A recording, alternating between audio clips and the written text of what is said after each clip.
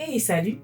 Je suis ravie de vous retrouver pour cette série de podcasts d'Amy lit pour vous. Je me présente, je m'appelle Émilie et depuis toute petite, je suis une passionnée de lecture.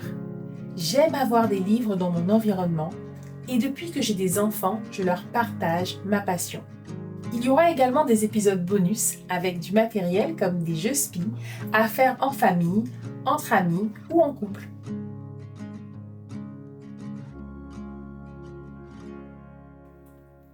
Aujourd'hui, je vous retrouve pour un épisode bonus avec un jeu qui s'appelle Loi de Dieu, la liberté en 10 paroles. Alors ce jeu a été créé par des pasteurs adventistes du 7e jour de la Fédération France Sud. Les illustrations ont été faites par Marianne Penner. Ce jeu est destiné à toute la famille à partir de 3 ans. Son but est de faire découvrir et redécouvrir la loi de Dieu avec le message de liberté qu'elle contient. Je trouve ça très original de faire redécouvrir les 10 commandements avec des applications concrètes.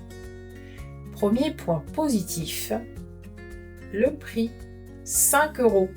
Qui dit mieux pour un jeu de société de qualité?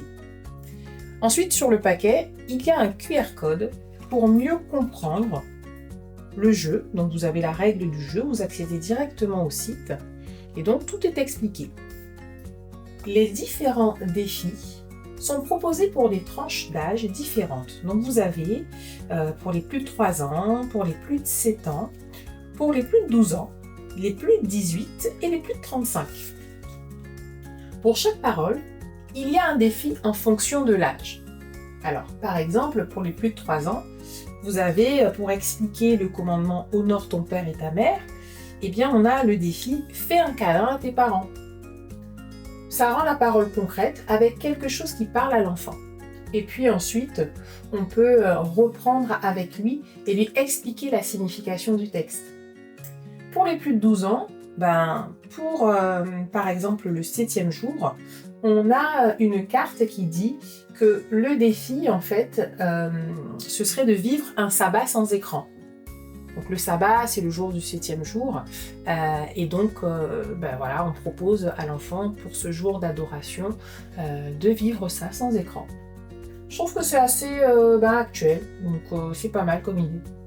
Il est possible de rajouter des défis en téléchargeant des cartes vierges sur le site via le QR code.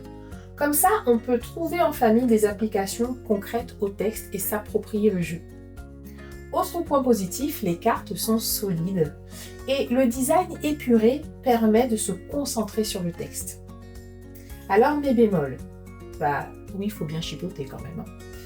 J'ai parfois eu du mal à faire le lien entre la parole et le défi proposé. Mais, en cherchant un peu, j'ai vu qu'il y avait un petit livre écrit par Bernard Sauvagnat qui permet d'accompagner le jeu. Alors, si vous prenez le jeu plus le livre, ça fait 8 €, donc ça reste vraiment un bel investissement. Je pense que ce livre explique comment les paroles ont été comprises et pourquoi ces défis sont proposés. Enfin, j'espère. Voilà.